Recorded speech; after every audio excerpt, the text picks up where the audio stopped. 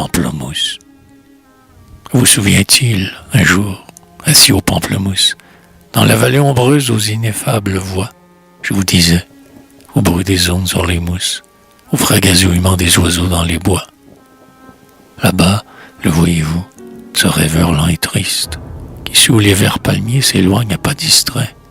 C'est un jeune homme au sein d'apôtre, au front d'artiste, avec la muse il a des entretiens secrets. Son œil pensif, cherchant des bois la quiétude, darde parfois l'éclair d'une idéale ardeur, mais tout en lui parfois à la pâle attitude d'une fleur qu'un insecte aurait piqué au cœur. Qu'a-t-il, seul, à l'écart, s'il souffre, il veut se taire, comme un exilé fier parmi nous égarés, il passe à nos côtés songeur et solitaire. Rien qu'à les voir, on sent que ses yeux ont pleuré. Ah, quel que soit son mal, respectons sa tristesse. Un mystère est au fond des muettes douleurs. Est-ce amour ou dédain? Est-ce orgueil ou tendresse? Qu'importe, rien n'est vrai dans l'homme que ses pleurs.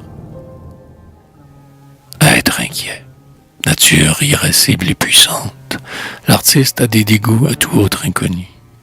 Molle et douce à nos pas, rude et pour lui cuisante, l'herbe de nos sentiers fait saigner ses pieds nus.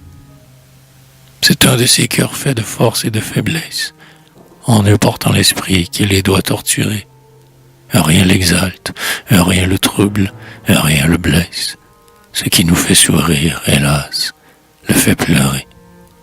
Les voilés dont l'encens au vent du beau s'exhale, ce cœur que pour l'amour Dieu sans doute a formé, ouvert à l'art, buvant sa rosée idéale, semble à tout autre culte être à jamais fermé.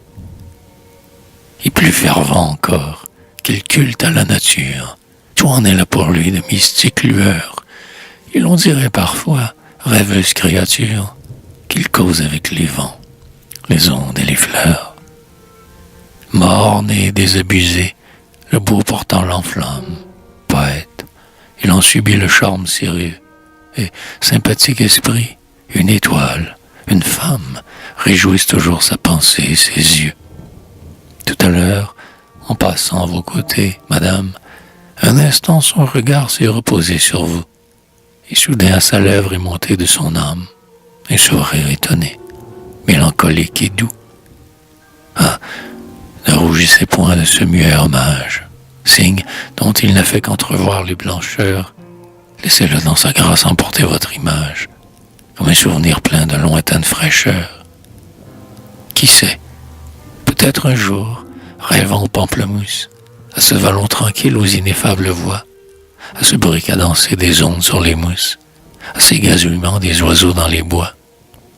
Triste et les yeux remplis de ce doux paysage, air molle et bleu, jardin où chantent les ruisseaux, où blanche il vous a vu à travers le feuillage, comme un marbre sans tache à l'ombre des berceaux. Qui sait, peut-être alors, fleur lumineuse et pure, votre frais souvenir dans son âme éclora, et ses doigts graveront votre chaste figure dans un vers calme et beau que l'avenir lira.